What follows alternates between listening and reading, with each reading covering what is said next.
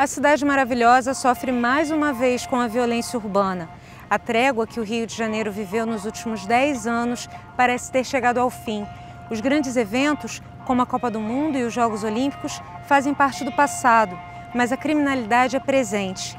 E não é só a capital que sofre. A região metropolitana e o interior sentem os reflexos das crises econômica e institucional do Estado. Caminhos da reportagem desta semana faz um retrato desta realidade e vai em busca de possíveis soluções para uma população que se esforça em viver e sobreviver. Peguei um ônibus em Campo Grande e quando chegou na proximidade de Bangu, eles anunciaram um assalto, foi onde eu ia descer, né, soltar. E aí, no caso, eles me pegaram como refém para poder anunciar o assalto e trouxeram todo mundo para o centro do Rio. Então não deixaram ninguém mais descer até eles conseguirem pegar todos os pertences. Já levaram minha bolsa com documentos, celular, sempre pedem, né, celular. Já fui navalhada na barriga. Eu estava saindo da faculdade e o cara simplesmente encostou em mim. Quando ele encostou, eu não te maldei, ele encostou uma faca aqui em mim e falou assim, passa tudo que você tem. A gente fica assim, emocionalmente abalado e questionando cada vez mais nessa situação de insegurança que a gente vive. Tudo é sempre muito turbulento, né? Na hora a gente nunca sabe como agir, é o calor da emoção que traz pra gente, é um desespero, né?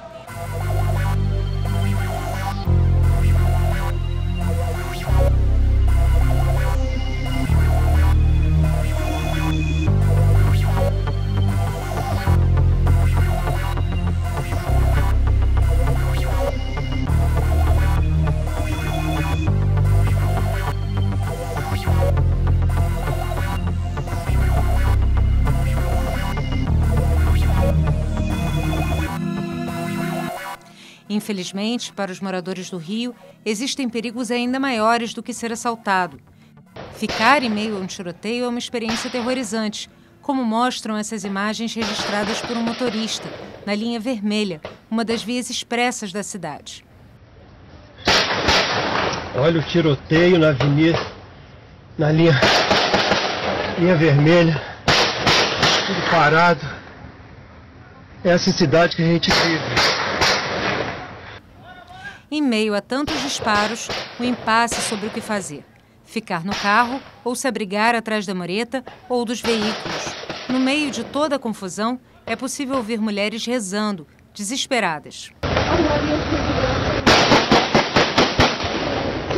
Brabo, né?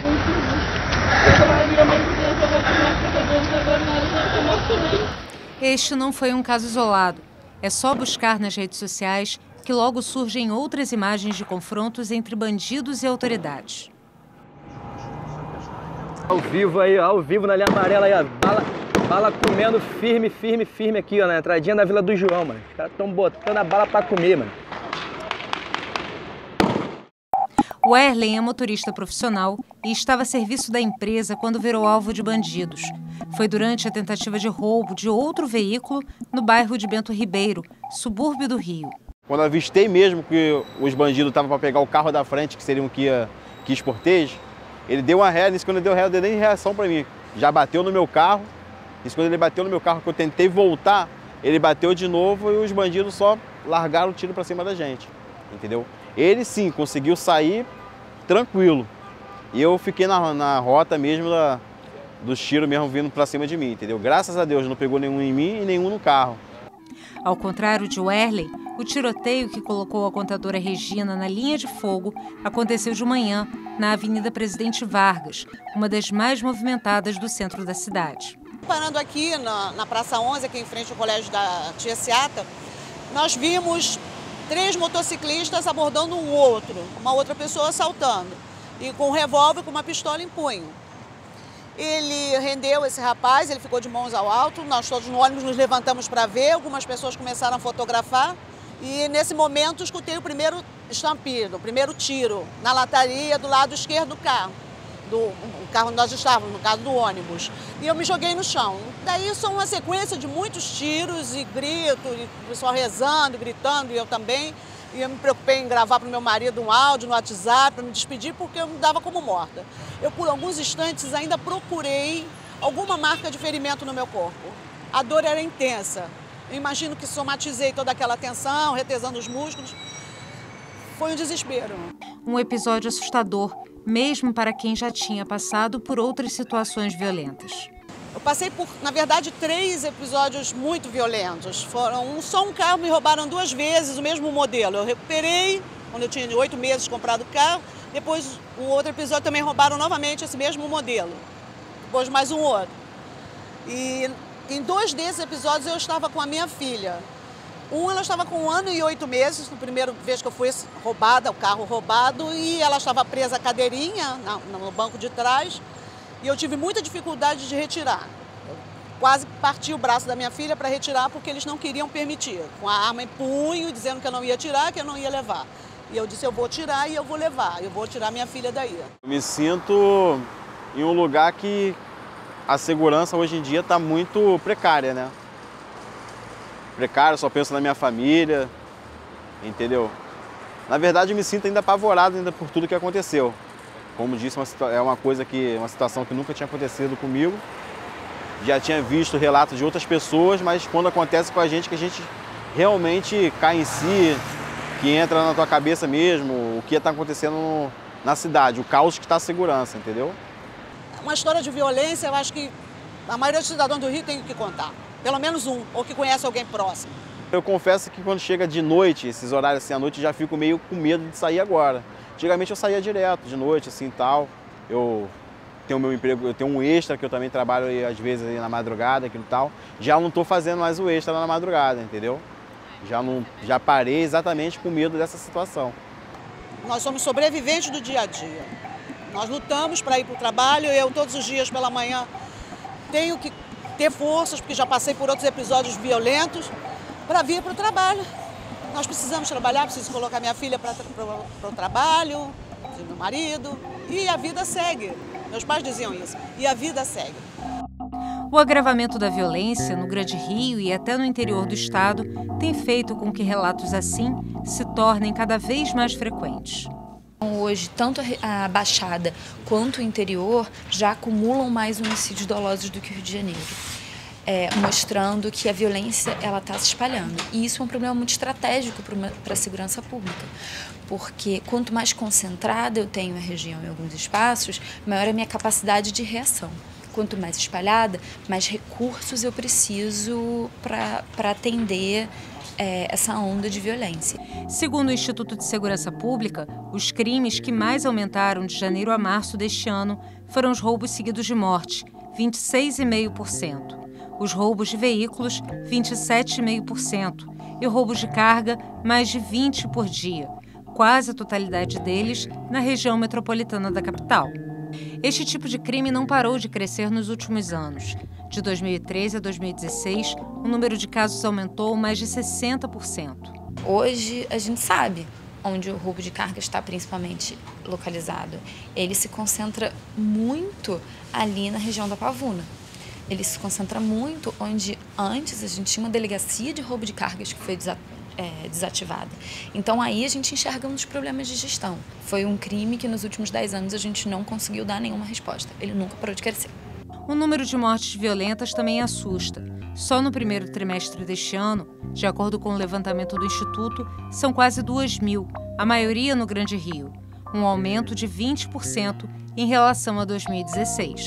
O Rio de Janeiro gastou mais de 40 bilhões desde 2008 para cá, com repasse de verbas federais, e isso não produziu um legado substantivo nem para a sociedade, nem para as polícias, nem para o próprio governo. Ou seja, se gastou muito e se gastou mal. Ou seja, se preferiu-se ir no supermercado, no shopping center para comprar brinquedos, do que propriamente formular políticas e fazer intervenções estruturais que permitissem deixar para a população um resultado que não fosse apenas no imediato da Copa do Mundo, no imediato da Copa das Confederações, no imediato das Olimpíadas, no imediato dos demais grandes eventos que aqui ocorreram e que serviram de farol para esse repasse vultuoso de recursos. O problema da segurança pública do Rio de Janeiro exige uma resposta de gestão. Alguém que gerencie a crise que a gente está vivendo e que pense em como resolver ela, sem apostar na manutenção de velhas fórmulas, como, por exemplo, a saturação policial. Hoje, simplesmente, encher a rua de polícia não resolve mais o problema. E a gente sequer tem essa condição de encher a rua de polícia. Hoje, Luana mora em Nova Friburgo, cidade em que nasceu, na região serrana do estado, e não quer mais saber de viver na capital. Eu não tenho a menor vontade de voltar a morar no Rio, não tenho condições psicológicas de me manter lá e ter uma vida normal, e andar na rua sem preocupação, utilizar transporte público com tranquilidade, levar uma vida normal, poder ir, vir e fazer tudo que a gente tem que fazer no nosso dia a dia, né? Não foi sempre assim.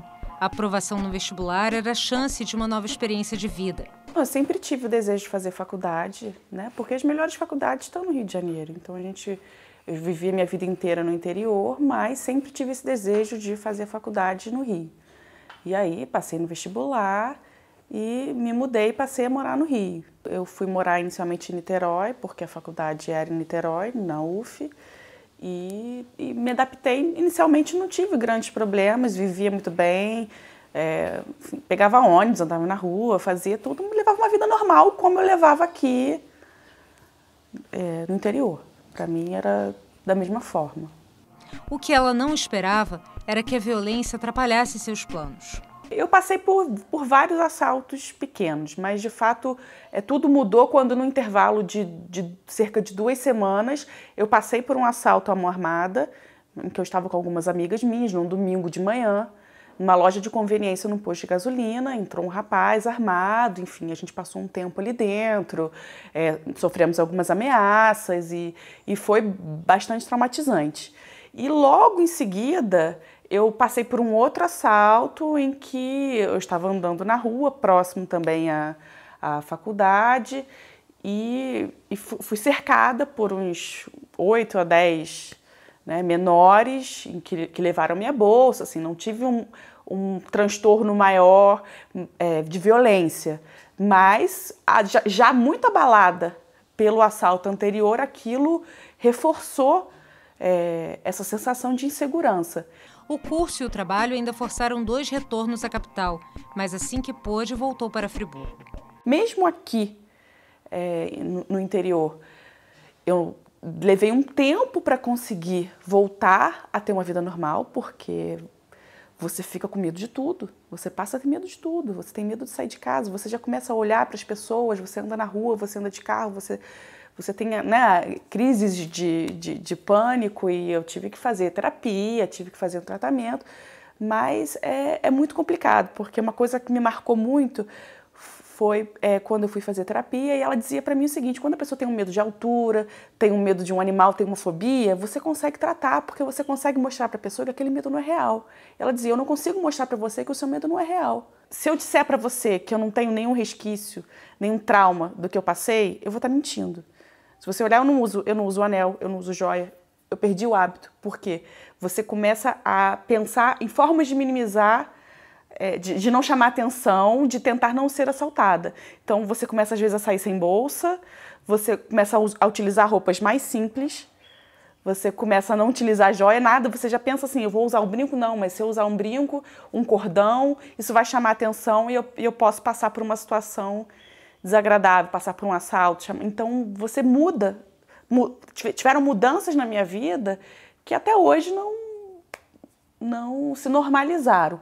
Grávida do segundo filho, diz que essa foi a melhor decisão de sua vida. Eu não me imaginava tendo filho no Rio, né? Porque eu pensava, eu vou ter medo de ir na pracinha, passear com ele de carrinho, para a criança pegar um sol, eu vou viver trancada dentro de um apartamento com uma criança. Então aqui você consegue ter tranquilidade para ter um filho, para criar, até por estar perto da família também, né? Ter um pouco mais de apoio. O filho Rafael, por enquanto, só quer saber de seu colo. Mas e se quando crescer ele decidir também se mudar para o Rio? E aí eu penso nisso, o dia que ele quiser ir morar no Rio. Porque eu não vou tolir as possibilidades dele. Né? Se for um desejo dele, eu vou ter que respeitar e eu vou ter que apoiar. Mas vai ser difícil para mim ter tranquilidade pensando nele lá, né? Na rotina dele lá, nos perigos que ele está correndo. Depois do intervalo, o dia a dia da Polícia do Rio, a guerra contra o crime e contra o descrédito da população.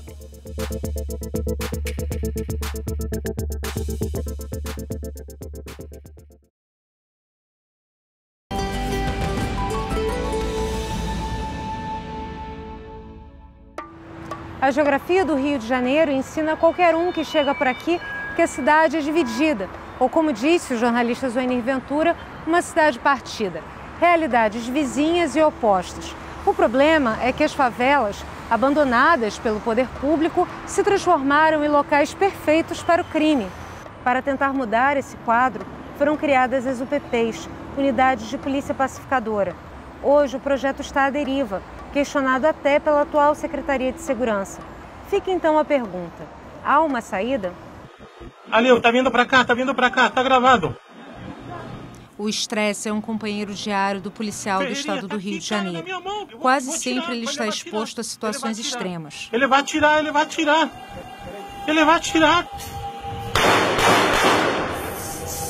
Do outro lado, traficantes cada vez mais armados e dispostos a tudo. Neste vídeo, disponível na internet, os bandidos não têm o menor pudor de aparecer portando fuzis e pistolas em um baile funk.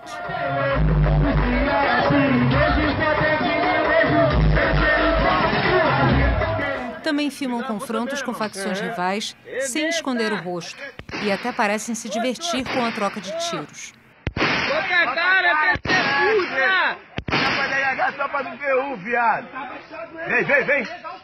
Do outro lado, policiais lutam contra o próprio despreparo. Treinamento na polícia, eu só tive treinamento no meu curso de soldado, né? Isso há 12 anos atrás.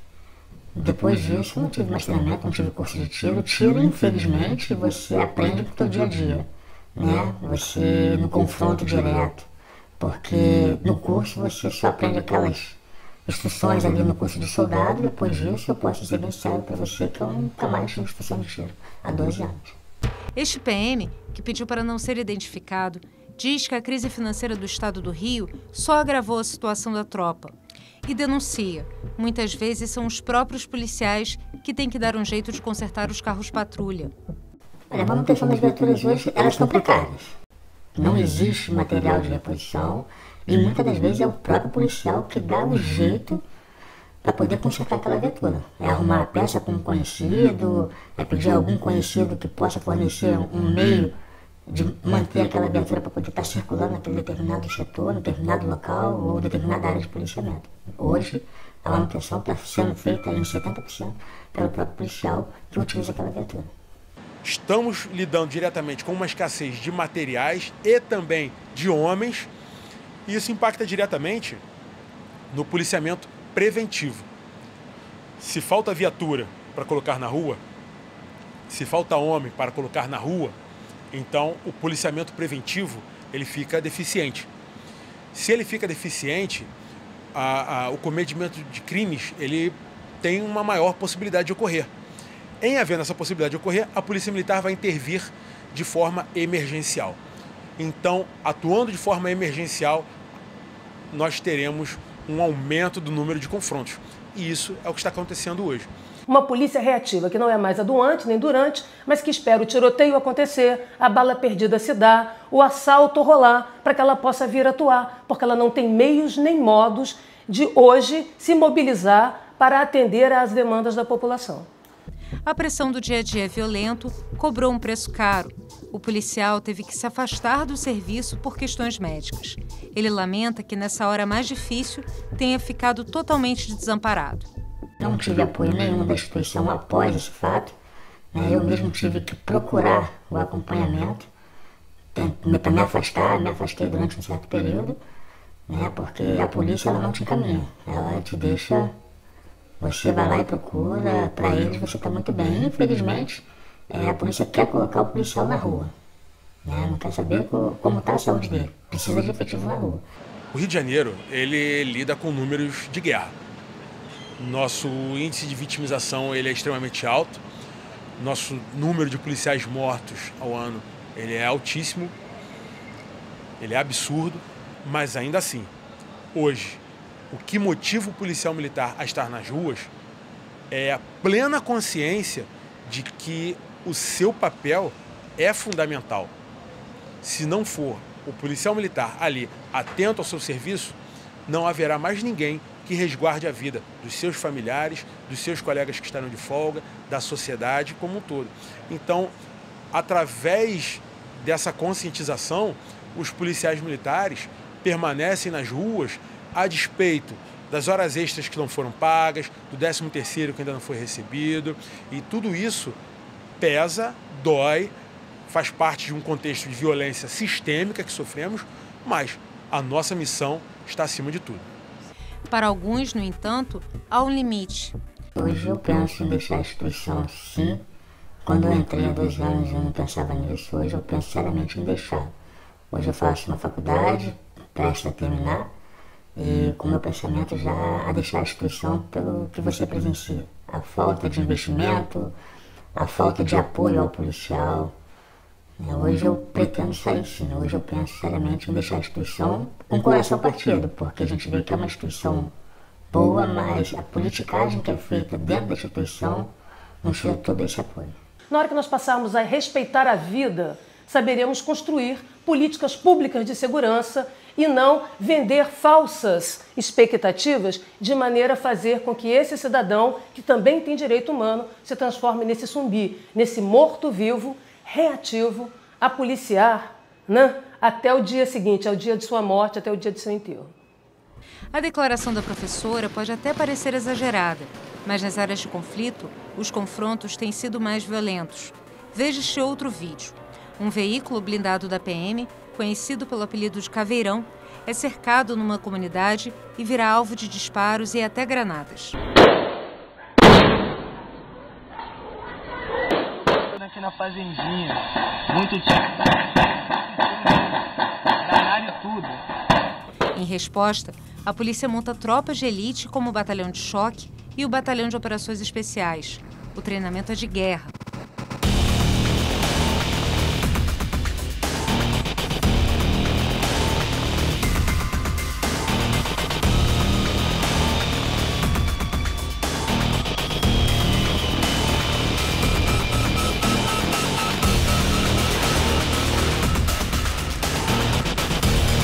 O cara forte, que não tem medo, que enfrenta situações difíceis. E, de fato, para um policial entrar numa favela carioca, onde tem grupos armados que conhecem ali o território, que estão dentro das casas, com os fuzis apontados, ou que podem fazer várias coisas que os policiais que estão entrando numa área que eles mal conhecem, é uma área hostil para eles, Tudo isso, então, digamos assim, justificou a lógica tropa de elite, Isso não existe no mundo. O policial é um mediador de conflitos.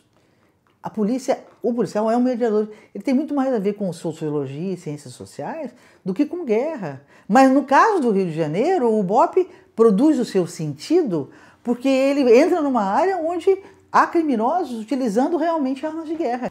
Só que no meio desse fronte onde se enfrentam traficantes e forças de segurança, existem centenas de milhares de moradores de comunidades que nada têm a ver com o crime e que vivem oprimidos pelos dois lados. A gente acorda todos os dias agradecendo a Deus por estar vivo, porque a violência ela não está mais do lado de fora das nossas casas, ela atinge a gente dentro de casa.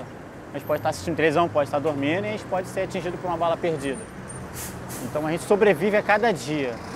E essa é a principal diferença de morador de favela para um morador do asfalto, da pista, né? O morador do asfalto ele não vai dormir tranquilo, sem nenhuma preocupação de escutar um estampado de tiro, escutar um som de tiroteio, ou se for atingido por uma bala perdida. Já a gente que mora dentro da comunidade, a gente tem que criar novos hábitos, criar novos costumes de sobrevivência, né? Evitar de sair de casa à tarde, evitar de se expor do lado de fora da nossa casa, evitar de ficar na janela, até ficar nas próprias lajes, né? A gente não vê mais crianças soltando pipa nas lajes, não vê mais aquelas conversas de favela habituais, de um morador na janela conversando com outro morador na janela, as crianças brincando na rua. O que a gente vê hoje em dia é um estado de guerra. A gente tem medo de declarar que estamos numa guerra, né? Por quê? Por comparação, para ser guerra comparada à guerra da Síria tem que ter uma casa destruída por bomba? Não, é a mesma guerra, só que é a nossa guerra particular. Também não faltam denúncias de abusos de autoridade. Agressões que partem de quem deveria justamente proteger as pessoas. O resultado não poderia ser outro: desconfiança e medo. A memória de violência acumulada, de violências e violações, junto às comunidades populares no Rio de Janeiro, é o primeiro requisito de resistência à expectativa, à presença ou forma de ação policial. Então, o que tem que ser revertido e que é mais difícil não é a resistência armada, é a resistência passiva da população diante da baixa credibilidade de uma imagem negativa que a polícia acumulou por equívocos, por políticas equivocadas, como, por exemplo, a guerra contra as drogas, a guerra contra o crime. E a polícia, na maioria das comunidades, não conseguiu trabalhar com inteligência, planejamento. Quando o bandido atira na polícia, a primeira coisa que tem que fazer, esse é no manual do mundo inteiro, a polícia recua, se protege, recua para não expõe os seus policiais, para não haver perigo de haver mortes, protege e pensa o que vai fazer. Você não vai ficar devolvendo tiro, porque no meio tem os moradores.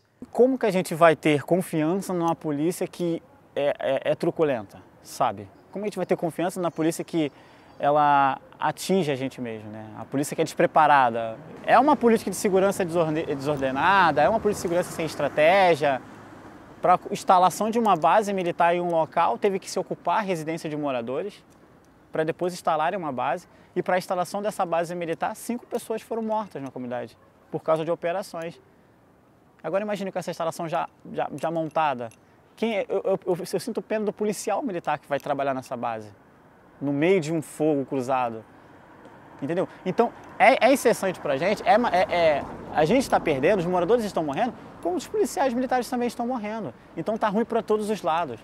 De acordo com a Anistia Internacional, nos 2 primeiros meses deste ano, houve 182 mortes provocadas por policiais no estado do Rio, quase 80% a mais que no mesmo período do ano passado.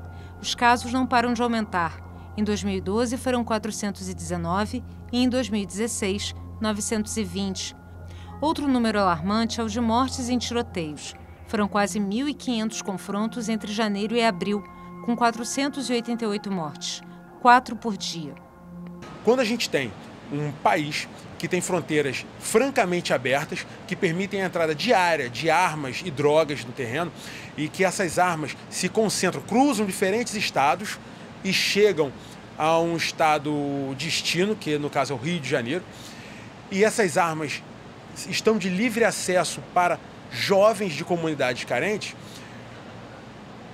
aquele contexto da proximidade, do canal de diálogo, ele fica realmente inviabilizado, uma vez que não há segurança.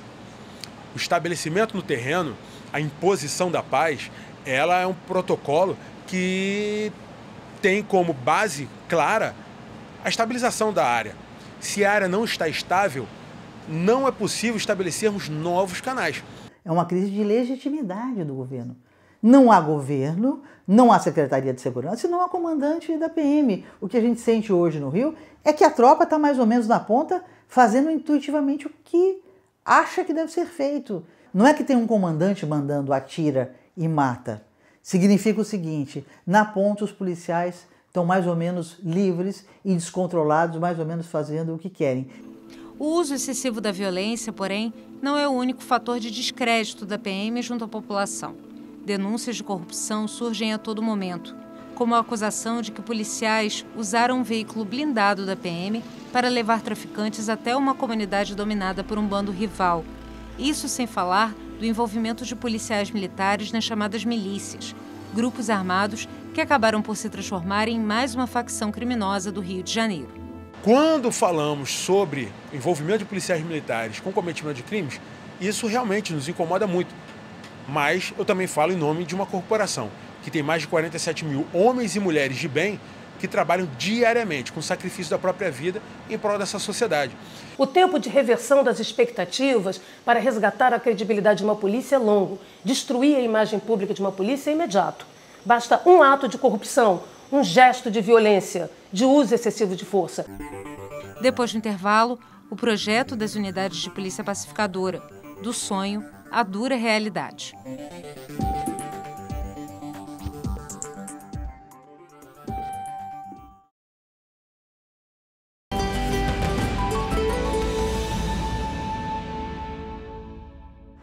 Quando se fala em combate à criminalidade no Rio de Janeiro, a palavra guerra é usada com frequência.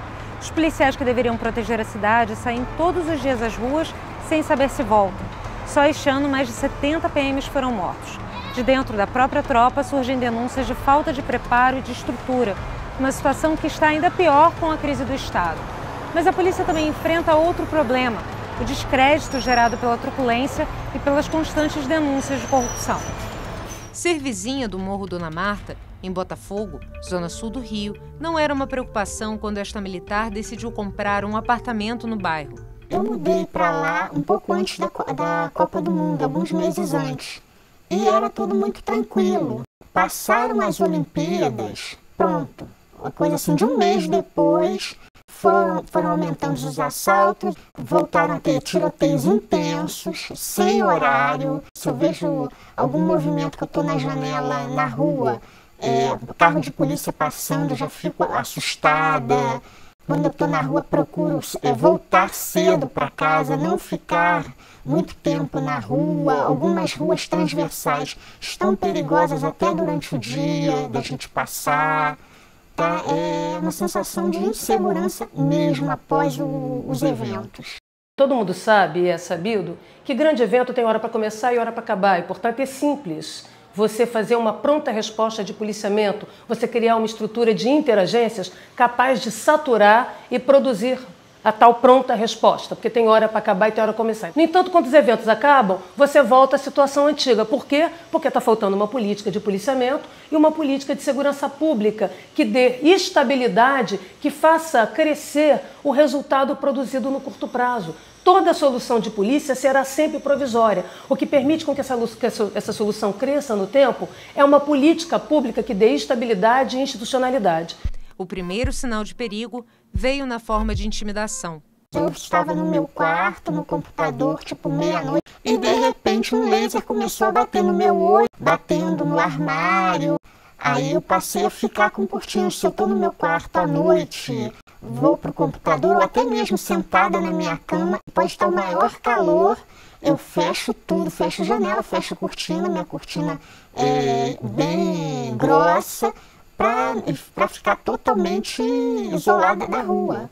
Mas o pior ainda estava por vir, os tiroteios. Em março deste ano, bandidos chegaram a atacar a base da UPP no Morro, gerando pânico entre a comunidade e a vizinhança. Eu já levantei 3 horas da manhã com tiroteio. Foi meu despertar e eu ter que pegar e sair correndo. Acordar no susto, né, com a adrenalina a mil, e correr para a sala para ficar atrás de uma parede. Ou então corre para a cozinha, para o quarto de empregada. São os pontos mais calmos da casa. É muito assustador porque são vários calibres. Não é tiro de pistola, não é tiro de revólver 38, são rajadas de metralhadoras. São armas pesadas. Quando acontecem esses tiroteios, a gente fica muito estressado. A gente fica apavorado. A unidade de polícia pacificadora do Morro Dona Marta foi a primeira a ser instalada na cidade, em novembro de 2008. Foi um projeto meio intuitivo e aquela coisa produziu impacto nos moradores, na favela, e começou a produzir um discurso que é o seguinte: nós viemos para ficar, não vamos sair. Então, me lembro bem que tinha uma moradora que dizia: dá licença, secretário, e enfrentou o secretário. Os seguranças dele ainda vieram, ele disse: deixa, calma, e ela veio dizer, botando o dedo no nariz, dizendo: vocês vieram aqui a vida inteira, eu moro aqui há 30 anos vocês falam isso, que vão entrar e vão ficar, depois vocês vão embora, depois os bandidos mandam na gente. E ela faz aquele discurso e ele abaixa a cabeça, dizendo: a senhora tem toda a razão, eu lhe prometo, a senhora vai ver, nós vamos conversar daqui a um tempo. E hoje eu diria para essa senhora que o problema não é a UPP policial, porque a UPP policial eu garanto para você que ela está lá hoje, agora. O que eu acho que aconteceu ali e talvez em outros lugares é que a proposta da UPP era uma entrega do território para aquelas pessoas que realmente são as donas, que são os moradores. Mas isso, em maneira nenhuma, implicava em a polícia fazer tudo. O projeto das UPPs foi sendo implantado gradualmente na cidade e, com a queda de índices de criminalidade, passou a ser visto por boa parte da população como uma estratégia positiva. Não só começou a produzir resultados muito positivos em cada favela, como esse movimento, na sua multiplicação, produziu resultados positivos no conjunto da cidade. Foi um momento também de grandes investimentos e tudo mais, né? E aí começaram a cair, de modo geral, não só naquelas favelas, segunda surpresa, não só as taxas de homicídio. Você pensa, tirou as armas, acabou o tiroteio. O que vai diminuir? As mortes. Mas além de diminuir as mortes, surpreendentemente, os crimes contra o patrimônio despencaram. Por quê? Porque os objetos roubados, carros, telefones, etc., eram trazidos para dentro dessas comunidades dominadas por esses grupos armados. O auge da política de intervenção do Estado, comandada pelo então secretário de Segurança José Mariano Beltrame, talvez tenha sido a ocupação da Vila Cruzeiro, no Complexo do Alemão, em novembro de 2010. Depois de uma série de atos criminosos pela cidade, o governo, com o apoio das Forças Armadas, invadiu o local. Mas se tratava apenas de uma batalha. As UPPs começaram a se multiplicar e, em 5 anos, passaram de 13 para 42. Quando chegou na 40ª UPP, a primeira, a segunda e a terceira já tinham problemas gravíssimos. A 11ª já tinha... E sendo que a 30ª e a 31ª já não tinham nem sido UPPs. Elas poderiam ter produzido algum resultado se elas não fossem vítimas do seu próprio gigantismo e da ambição eleitoreira do governo, que visava produzir resultados com algo o resultado produzido não ia para além do tempo presente. Se eu fosse fazer uso político da UPP, talvez eu tivesse que fazer uma por semana ou uma por mês. E se vocês analisarem a construção dela, vocês vão ver que a construção dela só foi feita quando se tinha condições de fazer. Quando se tinha... Agora, lógico, se o governador ou outras pessoas dizem: o meu programa da pacificação, é lógico que um político vai usar o que deu certo, ele não vai usar o que deu errado. Ele não vai dizer: o meu programa de saúde que faliu. Não, ele vai fazer o discurso para se locupletar eleitoralmente das políticas que ele capitaneou que deu certo. Agora, usarem a mim para fazer o PP, isso é ridículo. Além do combate ao crime, as UPPs prometiam uma ocupação social, ou seja, urbanizar aquelas áreas, implantar serviços e desenvolver a economia local.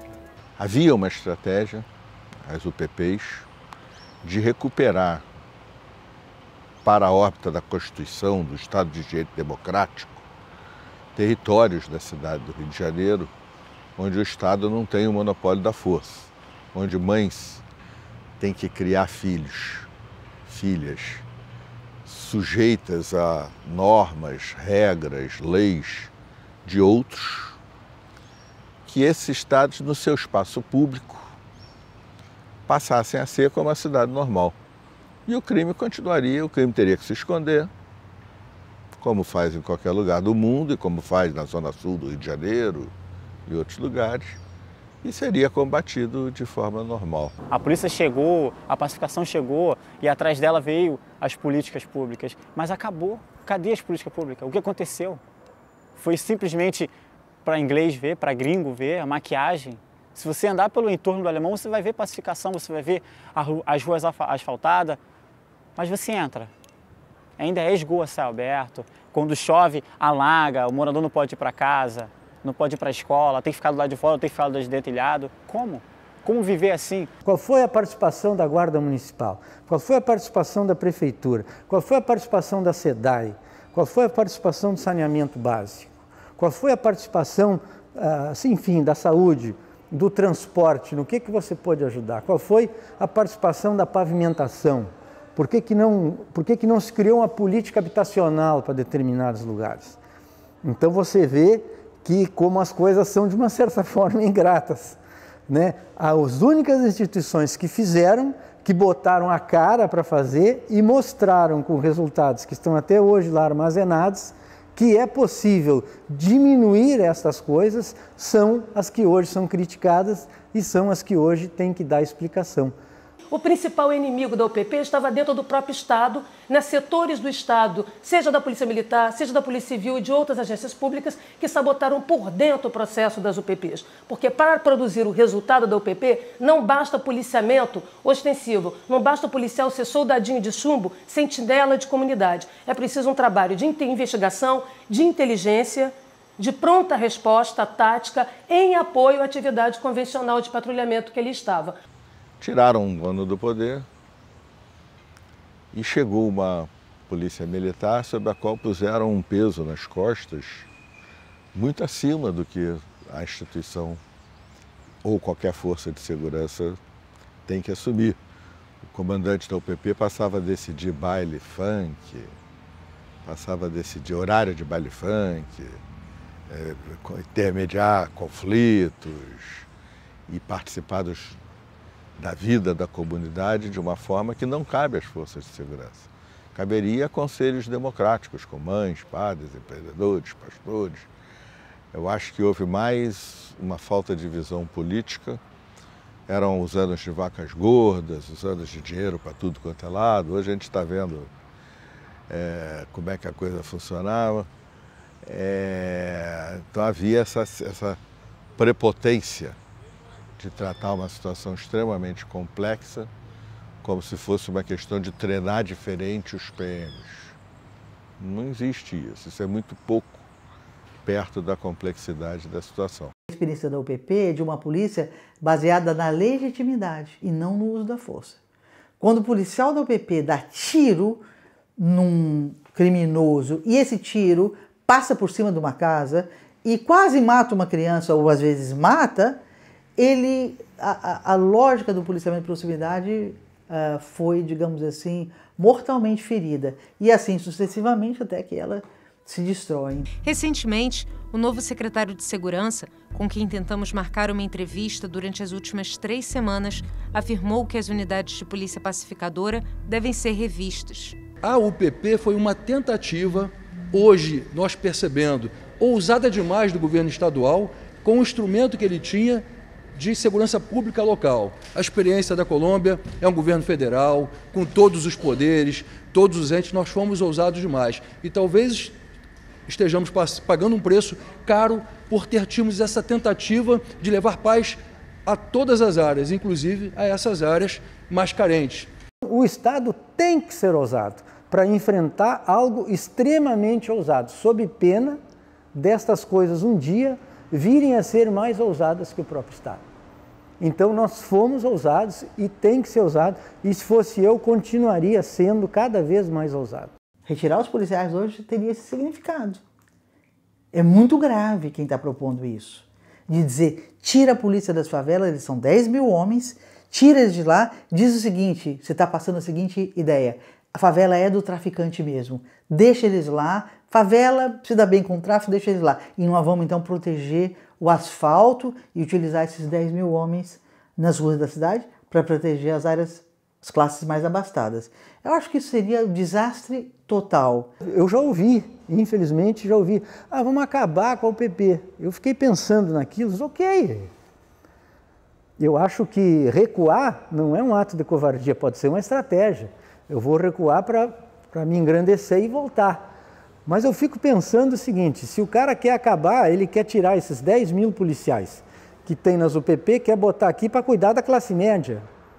Quer botar na rua para cuidar da classe média. E lá tu vai fazer o que com aquelas pessoas? Vai deixar que de novo elas fiquem na ponta do fuzil? Acaba, não tem problema. Mas você acaba, mas dê outra coisa. Porque só tirar não dá. Só tirar não dá. Hoje o Rio vive uma nova onda de violência, muito semelhante àquela que aconteceu antes da ocupação do Alemão. A ousadia dos bandidos vai ganhando contornos alarmantes. Na semana passada, assaltantes fecharam uma rua do centro do Rio, a poucos metros da sede da Secretaria de Segurança, e arrombaram 14 lojas sem que a polícia conseguisse impedi-lo. Houve uma volta ao ambiente de guerra entre facções do crime, em busca de territórios, de guerra entre a polícia e essas facções, e guerra é guerra. Com a crise financeira do Estado, o governo federal acenou com uma ajuda e enviou algumas centenas de homens da Força Nacional. Muito pouco para tentar reverter o quadro atual. Essa reestruturação de apoio, ela não passa por esse limite de 100 ou 150 ou 200. Nós vamos fornecer o apoio que for possível para nós e que seja solicitado pela Secretaria de Segurança. Sou muito a favor das Forças Armadas, da Força Nacional, da Polícia Rodoviária Federal, da Polícia Federal, da Polícia Civil, da Polícia Militar, seja lá do que for. Desde que se chegue aqui, se sente, se planeje e nada mais se diga o que, como, aonde nós podemos tocar aqui para ajudar. Nós queríamos que fosse criada uma força-tarefa com a Polícia Federal para começar a produzir investigação, grupos especializados em investigar as milícias, as facções do crime no Rio de Janeiro, a chegada de uma facção de São Paulo. Isso é verdade, não é? Quem está acompanhando isso? Quem está estudando? Quem está investigando? A gente queria que as forças federais, que a expertise da Polícia Federal coordenasse um trabalho de inteligência que não vai responder ao crime na semana que vem. Esse trabalho de inteligência, na semana que vem, quando o traficante quiser queimar ônibus, não vai continuar queimando. Mas daqui 2 ou 3 anos, nós teríamos um novo cenário totalmente diferente. Desde a invasão do Alemão, desde o início das UPPs para agora, o fenômeno se tornou muito mais complexo. Porque grande parte do tráfico de drogas para a Europa passou a passar pela Amazônia para ser distribuído. As facções mais ligadas, mais fortes, se internacionalizaram, se globalizaram, entraram em contato com as máfias internacionais, disputam o poder aqui dentro. Basta olhar para o México para ver onde isso termina. Termina ameaçando jornalistas, juízes, políticos mais honestos, o próprio aparelho de Estado começa a ter problema. Não dá mais para a União Federal considerar que questões de segurança são questões do Estado. O que está em jogo agora é a democracia brasileira. Em meio a uma situação tão conturbada, a população se pergunta: existe uma saída? Quem entende do assunto acredita que sim. Só tem um jeito de policiamento, é retirar as armas com operações realmente policiais e militares, e investigação e operações mesmo bélicas. E depois de retiradas as armas, prende os criminosos e fica-se ali fazendo um trabalho de policiamento de proximidade. Esse modelo é um modelo que é o único modelo que dá certo no mundo inteiro. Seria possível retomar? Seria, porque nós já fizemos. Nós sabemos o que dá certo. Hoje, o fortalecimento das instituições de segurança, ele é fundamental, principalmente quando falamos de um mundo que cada vez mais apela para o uso da força, para o uso da violência em questões sociais. É fundamental que possamos fortalecer nossas instituições de segurança para que possamos viver em sociedade, garantir a permanência dessas instituições, e a Polícia Militar está inserida nesse contexto explicitamente, presente nas ruas, é algo fundamental. Não precisamos de muito dinheiro, o que precisamos é pactuar dentro, né, uma proposta de segurança pública que seja factível com a realidade que estamos vivendo e parar de vender ilusões, né, como temos feito no Rio de Janeiro, em troca de votos. Votos têm custado vida aqui. Eu acho que se o Rio de Janeiro não abordar a questão das comunidades, se ele continuar tratando as comunidades como gueto, se ele continuar tratando as comunidades como segundo plano, dificilmente nós vamos virar essa página de violência. Nós precisamos tentar, não vou dizer igualar, mas nós precisamos elevar o nível de atendimento dessas pessoas. O sofrimento provoca também uma resiliência, provoca também uma esperança menos aguda, menos assim, vai ter um milagre, vai resolver, mas um sentimento de vamos caminhando, porque é possível resolver, é possível resolver. Eu acho que tem saída sim, mas ela não vai ser imediata. É passos de tartaruga, sabe? A gente está lutando com um governo falho, um governo fracassado e com uma crise política nacional, não só no Estado. E as políticas públicas estão cada vez mais falhas. E a gente está sentindo a nossa voz cada vez mais tapada, cada vez mais silenciada. Eu acho que tem saída sim, mas até a gente encontrar essa saída, muita coisa vai acontecer. E eu digo num parâmetro de violência. Eu estou sentindo cada vez mais próximo a violência chegar perto de mim. Ela atinge um conhecido, atinge um amigo, atinge um familiar meu, e aí eu sinto ela cada vez mais próxima, chegando perto de mim. E aí eu não sei se eu vou estar vivo até lá para poder compartilhar dessa saída. Essa é a realidade que a gente vive.